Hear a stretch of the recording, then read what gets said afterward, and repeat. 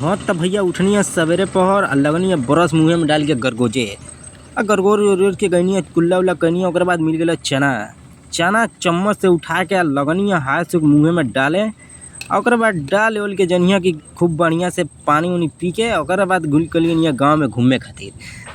आ गाँव में घूमत तनी टूअरे के तरह मुँह बना के घूमत तनी कोनो लौकते नहीं रहना कुल। ओकरे बाद जनिया कि मिलल हमके सलमनवा इस सारे गुर्दे उर्दे लेके कहता चले के चिड़ई मारे आ चिड़ई मारत मारत जनिया कि एगो मिल गया कबूतर कहनी है ऐसे कि दे हम मारतनी आ लंड ओकरे ऊपर तान के मरनी है गुर्दे ला लंड कर बहुच उड़त फर दे भाग गई हो। अब एक बहुच मिल गई गढ़ई में एगो बस मुर्गी मार दिल सलमनवा ऐसे कहनी है ढूक के निकाल इस सारे मरलस ये पूरा चहड़ी ओढ़ के हबड़ के बिलवा दिलस यही में। अब ओकरे बाद निकल गई कि हमने के कहनी कि ऐसे लागी नहीं निकल गई कि कसिया और कसिया जात रनिया के रास्ता में अगर वहीं चो तौले की जनिया की दुकान मिल गया हमने के गुर्देल वाला किन के गुर्देला गोली या लगनिया के घूमे हमने के। ओकरे बाद शाम हो गई ओकरे बाद कहनी कि ले कलुआ धर गुट्टी आ भाग जलिए जैसे शाम हो गई बिहने मारल जाई।